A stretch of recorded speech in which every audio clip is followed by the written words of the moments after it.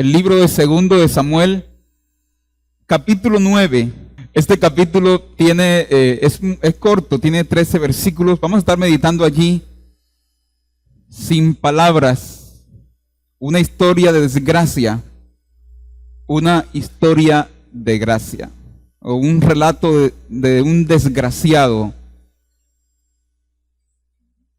Vamos a mirar esta mañana cómo es que un desgraciado pasa a ser agraciado. ¿Están todos allí conmigo? Segundo de Samuel, capítulo 9, dice: entonces David preguntó: ¿hay todavía alguno que haya quedado de la casa de Saúl a quien yo pueda mostrar la bondad o a quien yo muestre bondad por amor a Jonatán? Había un siervo de la casa de Saúl que se llamaba Siba, el cual llamaron a la presencia de David, y el rey le preguntó: ¿eres tú Siba? Él respondió: tu siervo soy. Él le preguntó: ¿no queda nadie en la casa de Saúl a quien yo pueda mostrar la bondad de Dios? Siba respondió al rey: aún queda un hijo de Jonatán, lisiado de ambos pies. Entonces le preguntó el rey: ¿dónde está? Siba respondió al rey: he aquí que está en la casa de Maquir, hijo de Amiel, en Lodebar.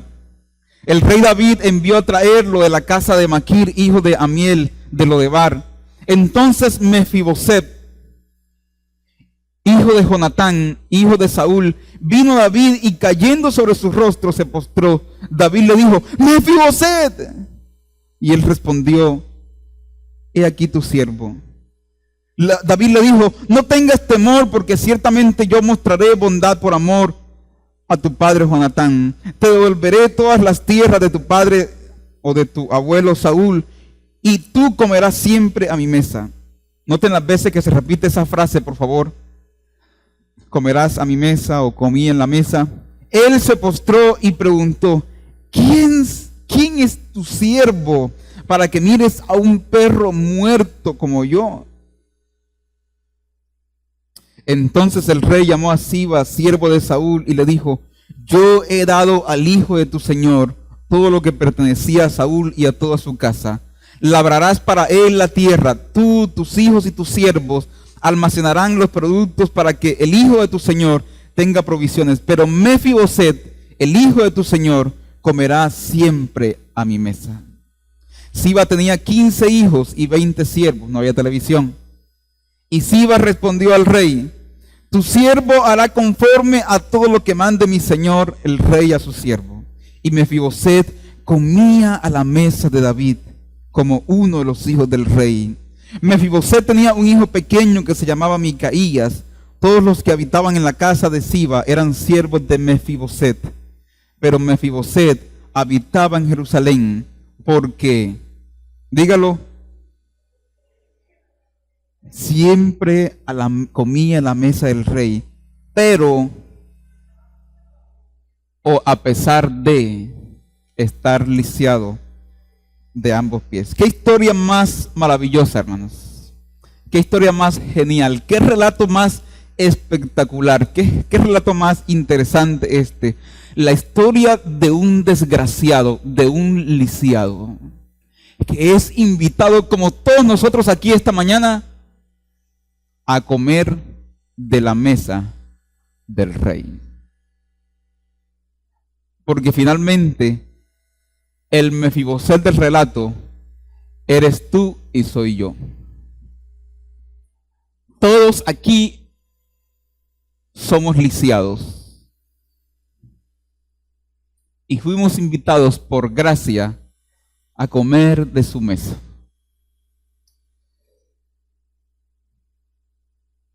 Nadie aquí está porque se ha ganado nada. Todos estamos por la gracia de nuestro Señor.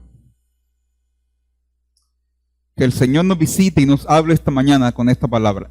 Este texto, si uno puede leer, todo el libro, el segundo libro de Samuel está dedicado a la vida de David. Primer libro de Reyes, capítulo 1, empieza con un David ya viejito, ya avanzado de edad.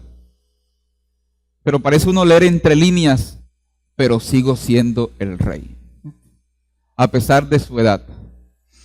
Pero en todo el segundo libro de Samuel se le dedica a Saúl y los primeros capítulos del 1 al 10 son los capítulos de gloria para David. Es donde él logra consolidar el reinado. Luego en los capítulos 11 y 12, la historia toma un giro distinto. ¿Y qué es lo que hace que la historia tome un giro distinto? ¿Qué es lo que lo hace que la historia tome un giro distinto? Que esa historia y ese reino consolidado empieza a destruirse y, ojo, empieza a destruirse desde el seno de la familia. Porque David abrió una ventana. No solo la abrió, hablando en términos muy contemporáneos, ¿cierto? No solo abrió, estaba solo en la casa, prendió el computador, abrió una ventana que no debía abrir. Y vio una mujer. Y con la mirada viene la codicia. ¿Se acuerdan en Génesis 3? Y con la codicia, el deseo, porque la codicia es el deseo por poseer aquello que no me pertenece.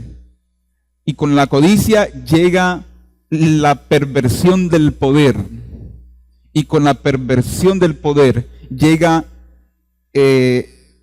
o se tuerce el derecho, la justicia.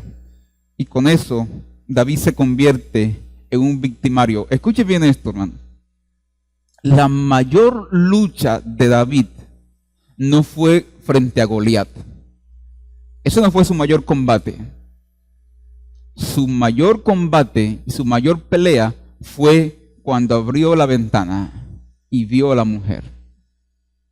Porque dice el proverbista, es más fuerte el que se conquista a sí mismo que aquel que conquista a una ciudad.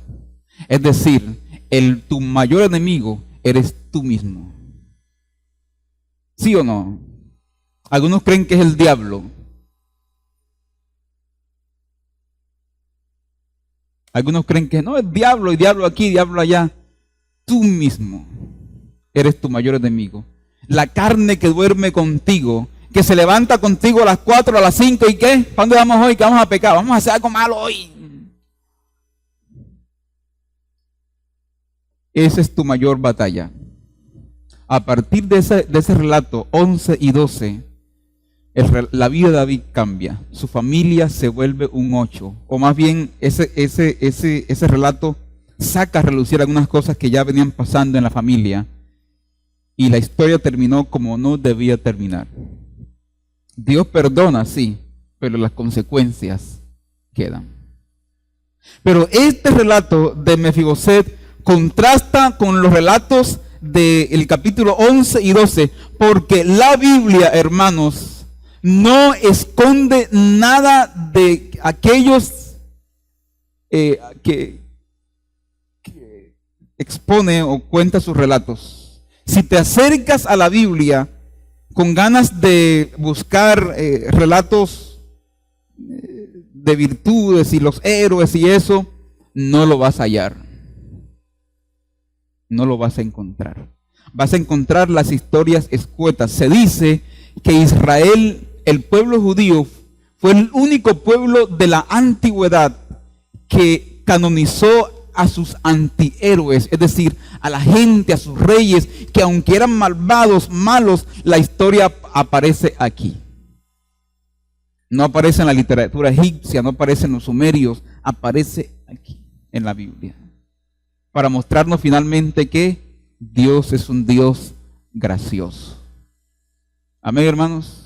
El mismo Jesús en su genealogía, en Mateo capítulo 1, tiene ahí en su genealogía unas joyitas, unas prostitutas, otro que el rey, que mal, pero Jesús, esa es la historia de Jesús.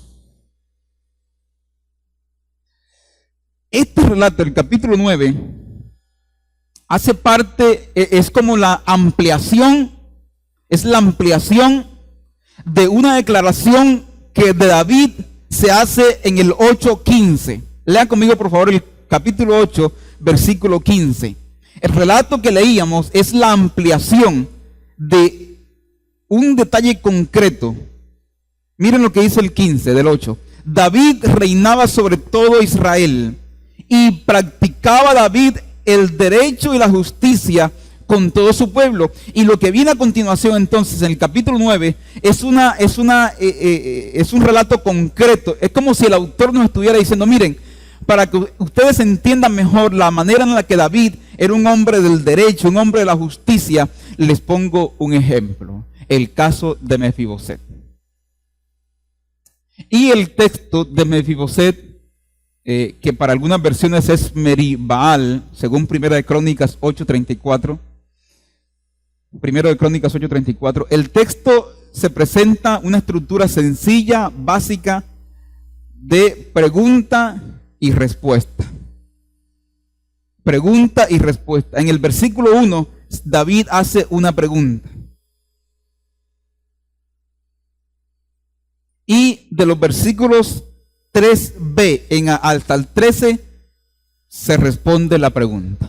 Veamos entonces, en primer lugar, algunos detalles tocantes y en torno a esa pregunta. Recordemos, esta palabra esta mañana se llama sin palabras, una historia de desgracia, una historia de gracia. Entonces, versículos 1 al 3, David preguntó, ¿hay todavía alguno que haya quedado de la casa de Saúl o la familia de Saúl a quien muestre yo mi bondad por amor a Jonatán? Escuche bien, hermano, un detalle, el primer detalle. Ya dijimos que este texto es ampliación de lo que dice el 8:15. Hay un descendiente de David. El segundo detalle es que esa palabra que se usa ahí para bondad, es la palabra que se usa en hebreo para hablar del amor y la bondad de Dios para con su pueblo.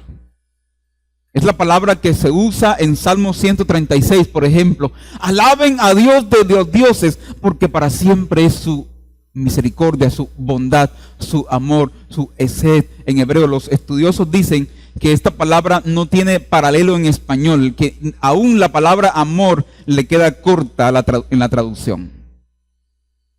Entonces lo que David está diciendo es, ¿hay alguien de la casa de Saúl al que yo pueda mostrar el amor de Dios?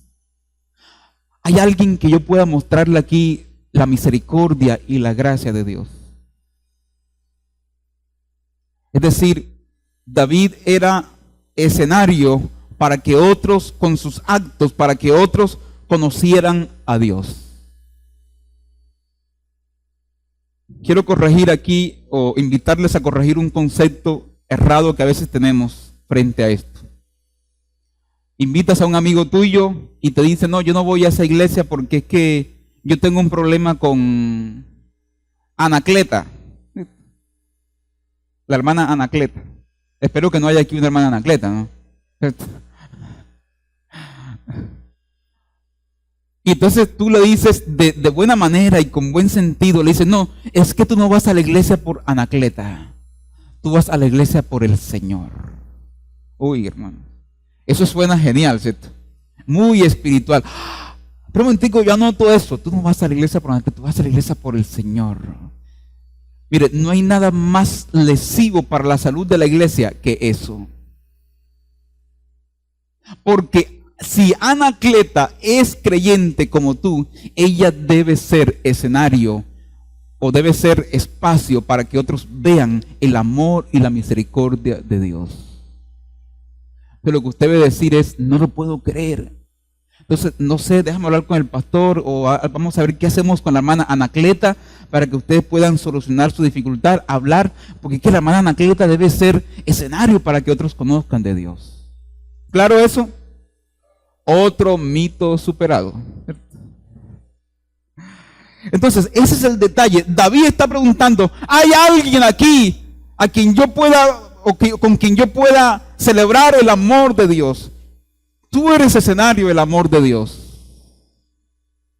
Y David pregunta, ¿cómo puedo yo mostrar a Dios. En pocas palabras, la palabra ahí bondad es una palabra teológica fuerte de la teología bíblica que transversa el Antiguo Testamento y es el amor de Dios que surge a partir de la alianza con su pueblo en el Sinaí, ahí en Éxodo 19. David entonces quiere convertirse en escenario para que otros conozcan de Dios. Ahora, hablando en términos políticos, el rey que llegaba, ¿cómo que dice la frase popular? Rey puesto, rey muerto. ¿Es así? ¿O es al revés? Bueno, esa es la idea, ¿no? El rey que llegaba legítimamente podría hacerle la guerra y la vida imposible al rey saliente, a su familia, e incluso asesinarlos. Eso era el común denominador en su tiempo. Porque la mayoría de reyes llegaban al trono, al poder, por venganza, por asesinato, por injuria, por el poder que mostraba sobre el otro, lo deponía y este entraba, entonces había que eliminar toda la familia. ¿Para qué? Para eliminar cualquier vestigio o cualquier posibilidad de que la familia del rey saliente se levantara contra el rey que estaba. Es decir, David está haciendo, no solo está intentando mostrar el amor de Dios, sino que David quiere también de otra manera dar un mensaje para su tiempo respecto a cómo se llevan a cabo estas relaciones. Además, David había prometido, busque conmigo por favor, 1 Samuel 20:15. 1 Samuel 20:15. Ahí dice, aquí estamos en el pacto de David y Jonatán, ese famoso texto sobre la amistad. Cuando el Señor destruya de la tierra uno por uno de los enemigos de David, no elimines para siempre tu misericordia de mi casa. Ese es Jonatán hablándole a David. Ahora David dice, así Jonatán hizo un pacto con la casa de David y dijo, el Señor lo demande de la mano de los enemigos de David. Es decir, David promete no destruir. Jonatán ve, tú vas a ser el rey, pero hace un pacto. David no es un político que simplemente hace campaña y hace promesas en tiempo de campaña, ¿cierto? Para quedar bien ante las cámaras, ante el partido político, ante el barrio, la gente, y después que llega, se olvida. David es alguien que en tiempo de campaña hace una promesa y cuando está en el poder, la cumple. Eso se parece mucho al hacer político en nuestro contexto, ¿no? Políticos que cumplen su promesa, gente que lleva a cabo sus planes de gobierno, aquello que prometió para la comunidad, ahí está. El puente que se prometió, ahí está el puente. La escalera, ahí está. Es algo muy parecido, ¿no?, a lo que vemos en nuestro tiempo. Amén, hermanos. Entonces, esos detallitos allí, como en la primera parte, la pregunta, detalles de la pregunta. ¿Hay alguien de la casa de David, de Saúl, a quien yo muestre el amor de Dios? ¿Hay alguien con quien yo pueda proceder de manera distinta? ¿Hay alguien con quien yo pueda cumplir la promesa que hice a mi amigo en tiempo de política? El rey le preguntó entonces a Siba, y ahí queda entonces. Ahora pasemos a algunos detalles de la segunda parte, es decir, la respuesta. Hay una pregunta problema y hay una respuesta que se convierte en solución. Versículo 3, la parte B, donde Siba responde, dice, Siba respondió al rey, aún queda un hijo de Jonatán. Ustedes se imaginan la alegría de David, su amigo del alma. Su amigo del alma. Aún queda el hijo de Jonatán. Pero hasta aquí no hay un nombre para el hijo de Jonatán. Solo se le menciona con su defecto físico. Él es lisiado. Está tullido de ambos pies.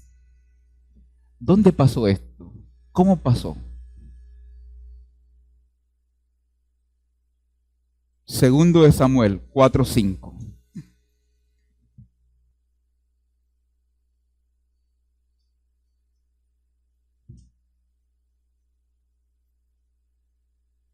4:4, perdón. Jonatán, hijo de Saúl, tenía un hijo lisiado de los pies. Ahora se va a explicar cómo fue que este hijo quedó lisiado. Tenía 5 años cuando la noticia de la muerte de Saúl y de Jonatán llegó de Jezreel. Y su nodriza lo tomó y huyó. Y sucedió que cuando huía apresuradamente, el niño se cayó y quedó cojo. Él se llamaba, ¿cómo? Mefiboset. Hermanos, hay batallas que hemos luchado y que nos han dejado cojos, lisiados, como a Mefiboset. No se le menciona por su nombre, solo un defecto físico. Él es lisiado. Es ampliamente conocido, hermanos, la costumbre de nuestra sociedad que renombra o de renombrar a sus individuos de acuerdo a los defectos físicos.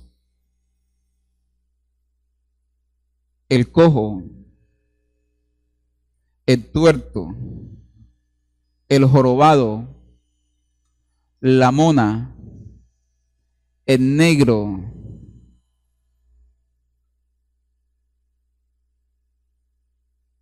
y en el marco del AMPA, del malhechor, los alias, para esconder para la identidad, para no ser descubiertos. ¿Se acuerdan de un tiempo? Yo todavía me acuerdo más o menos de que las personas con defecto físico entre nosotros, el de 2 metros, el enanito, no servían para nada. Esta sociedad los marginaba y solo eran parte de los espectáculos de circo. Los espectáculos circenses. No se pierda mañana en la mañana el hombre que mide 2 metros y medio. 2 metros y medio. Y la gente. El hombre más pequeñito del venga y véalo acá en este circo. Así como son los circos. Esta es la última semana. Y hace 3 semanas están diciendo lo mismo.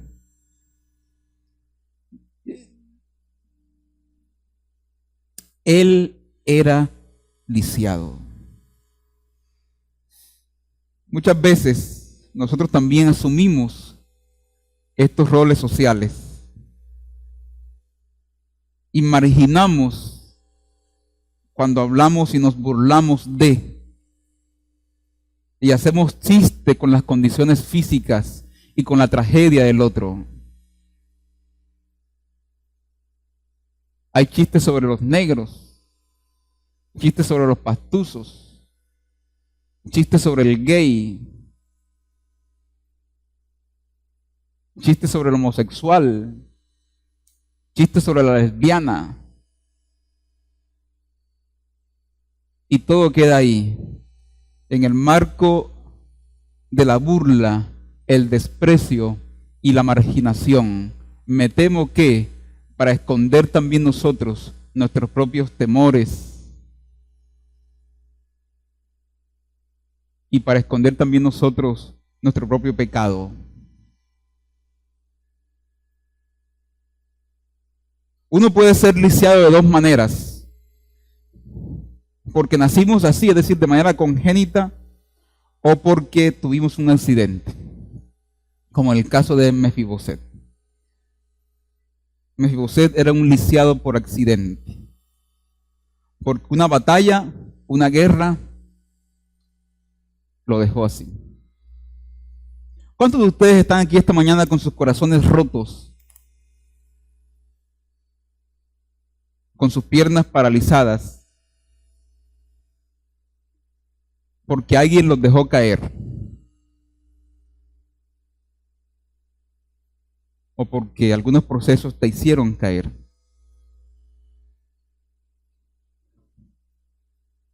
Esta mañana el Rey te manda a llamar. el rey te manda a llamar. Haber caído no te descalifica para comer de su mesa. Porque finalmente así es la gracia. David pregunta ahora por la ubicación. ¿Dónde está el lisiado? ¿Dónde está? ¿Qué le responde? Versículo 4, a la parte final. He aquí que está en la casa de Maquir, hijo de Amiel, en Lo-debar. Lo-debar es una palabra muy importante allí, así como bondad, porque Lo-debar en hebreo es una negación. Lo, que es no, y dabar, que es una raíz donde viene la palabra, asunto, cuestión, dabar. Es decir, que Lo-debar, y creo yo que el autor tiene un interés muy retórico, es decir, quiere comunicarnos algo a través del nombre. Lo-debar es el lugar donde no hay palabra. Pero también esa raíz dabar también traduce pasto, pastoreo, cuidado. Pero con la negación también puede traducir como no pastoreo, no hay cuidado. Es decir, este tipo, Mefiboset, no solo tiene que cargar con el hecho de ser un lisiado, sino que también tiene que cargar con el hecho de vivir ahora en un lugar en donde no hay palabra. Un lugar en donde no hay cuidado, un lugar donde no hay pastoreo. En pocas palabras, Lo-debar en el texto no solo es una indicación geográfica, sino también una indicación del alma. Un hombre infructífero, un hombre en una zona inhóspita, un hombre morando en donde no hay palabra. David lo manda a llamar. Imagínense ahora entonces la cara de Mefiboset. Ve los soldados de David allí, la guardia real allí, y Mefiboset dice: soy hombre muerto. Aunque ya Siba le dijo, pero el tipo es lisiado. Es decir, rey, piénsalo bien. Porque si quieres invitar a este tipo a tu palacio, a tu casa, él no va a lucir bien en el palacio. No va a cuadrar en el ambiente. El tipo no tiene glamour, no tiene etiqueta.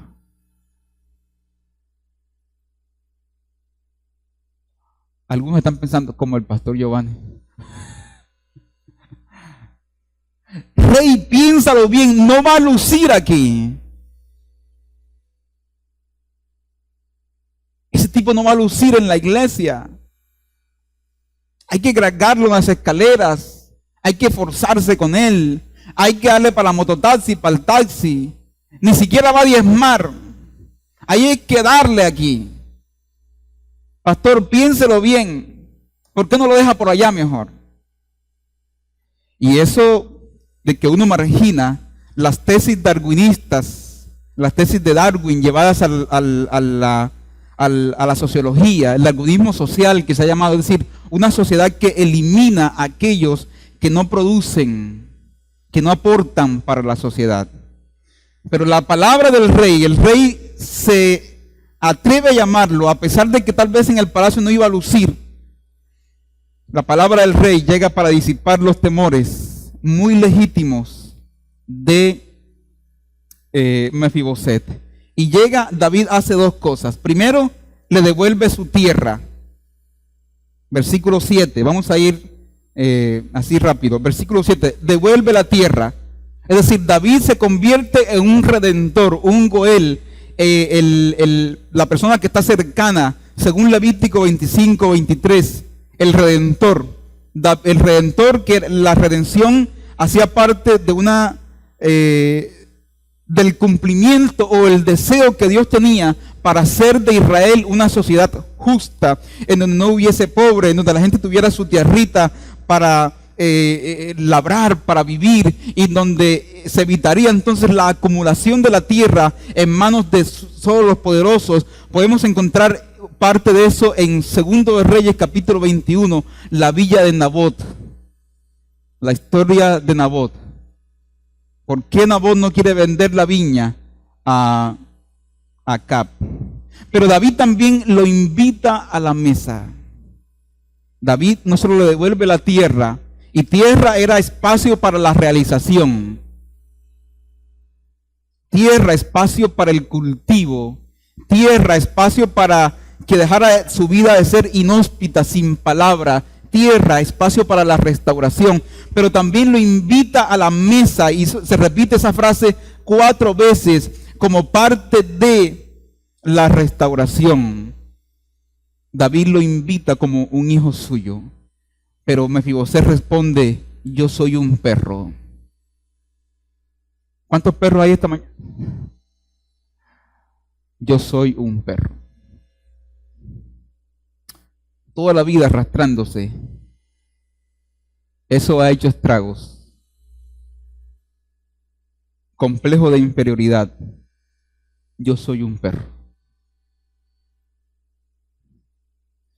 El amor y la misericordia de Dios visita a este hombre y le da un sitio de honor. Esta es una historia de restauración, una historia de sanidad. Imaginemos esta escena tan interesante de gracia. Imaginemos a la familia a la hora de la comida. Todos se acercan a la mesa. El rey David, el inteligente e ingenioso Amnón, el capitán Joab, que llega como invitado especial esa tarde a la cena. Luego el apuesto Absalón. Entra la hermana Tamar y el sabio Salomón, pero de repente se escucha el sonido de unos pies que se arrastran. Es Mefibosét, que llega cojeando, saluda, sonríe y se une a los demás. Toma su lugar en la mesa como hijo del rey, y el mantel de la gracia cubre sus pies. Eso es gracia. Jesús Adrián Romero dice una canción: si me vieran tal cual soy, se enterarían. Es por tu gracia y tu perdón que podemos ser llamados instrumentos de tu amor. 4 asunticos para terminar, rápidos. Imaginemos esta literatura de Segundo de Samuel, Reyes y todo, Josué, Jueces, hace parte de una literatura que se llama la literatura de la crisis. Porque es una literatura que se edita, se escribe para que lo lea el pueblo que está en el exilio y que está preguntando por qué estamos aquí. Imaginemos el pueblo en el exilio sin tierra. La mayor desgracia. El pueblo lee este texto y el pueblo puede concluir lo siguiente: la alianza, el amor de Dios por los desterrados, por los exiliados. Podemos seguir confiando en Dios, dicen ellos. Volveremos a la tierra. Las lesiones del ayer serán sanadas hoy. Por oscuras que sean las circunstancias, dicen ellos, podemos contar con la misericordia y la bondad del Señor. Ese, creo, es el mensaje para el pueblo que estaba exiliado, sin tierra, en Babilonia, es decir, en su Lo-debar. En primer lugar. En segundo lugar, pienso mucho en el fenómeno social, político que tenemos en Colombia. El desplazamiento, y especialmente el desplazamiento por la violencia. Imaginemos cómo estos textos llegarían a una comunidad desplazada. ¿Cómo leerían los desplazados esto? Especialmente si son creyentes y desde la fe. Gente con la posibilidad de volver a la tierra. Gracias a la ley de víctimas y de restitución de tierras, eso está pasando en el país. Pero uno percibe por las noticias, por lo que lee, que hay algunos que no están interesados en que la gente vuelva a tener su tierrita como patrimonio familiar y como escenario para la realización. Por eso, mi invitación en esta parte es a que usted y yo podamos orar cuando nos acordemos por la gente que trabaja en esto que se llama la unidad de restitución de tierras. Y que haya justicia y que la gente, aquel desterrado, pueda volver a su tierra. Que todos en Colombia podamos comprender las palabras del que murió en la cruz. De una sociedad justa, de una sociedad inclusiva. En tercer lugar, hay un asunto práctico aquí. En la cultura nuestra, la cultura del vivo, allá afuera, aquí dentro no. La cultura del aprovechado, la cultura del papayazo. Ay, me dio la papaya y yo... La cultura nuestra, esa cultura que hemos cosechado con tiempo, por años, y de la cual nos enorgullecemos, sacamos el pecho y aplaudimos al vivo. Ay, ¿cómo lo hiciste? ¿Cómo le pudiste? En la cultura, en esta cultura, la misericordia, el amor, tal como David lo muestra, es una virtud escasa, es una virtud rara. Pero de David aprendemos, en primer lugar, que la misericordia brotó de una serie de impulsos sanos. Hay alguien. En segundo lugar, se manifestó en una extensa investigación. No se quedó ahí sentado en la silla. Bueno, yo no veo necesitados aquí en la iglesia. Hay que investigar, pastor. Mire, yo tengo esto, yo quiero hacer esto. Usted, hay alguien que yo pueda. Y en tercer lugar, se llevó o se concretó haciendo unas provisiones amplias y generosas. Y en cuarto lugar, una aplicación cristológica, es decir, que habla de Cristo. Cristo como hijo de David, según Ezequiel 34, Juan 10, Efesios 1, 7, Él es nuestro Redentor. En Cristo el Rey nos llamó y nos, a pesar de ser nosotros lisiados por el pecado, nos llamó y nos convocó y nos dio valía, sentido de vida, proyección. Estar en Cristo es estar en la tierra. Estar en Cristo es vivir la gracia de Dios. Estar en Cristo es saber que Él nos ha visitado con su gracia, con su misericordia, y que como sus hijos nos permite participar de su mesa. No solo esta mesa que tenemos hoy aquí, sino la comunión entre todos, porque Él nos ha visitado con su gracia. Incline su rostro, por favor, y de esta manera pensamos un poco en la palabra y vamos preparándonos también para tomar la cena del Señor esta mañana. Señor, gracias por salvarnos.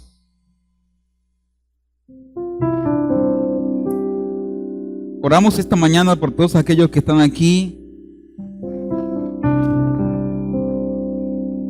y que han vivido sus batallas, sus guerras, pero que han quedado heridos.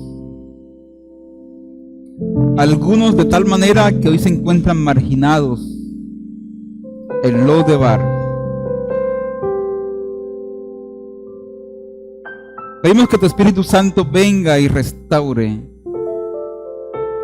que se sientan llamados y amados por ti, y que un acto de gracia nos permite participar de la mesa.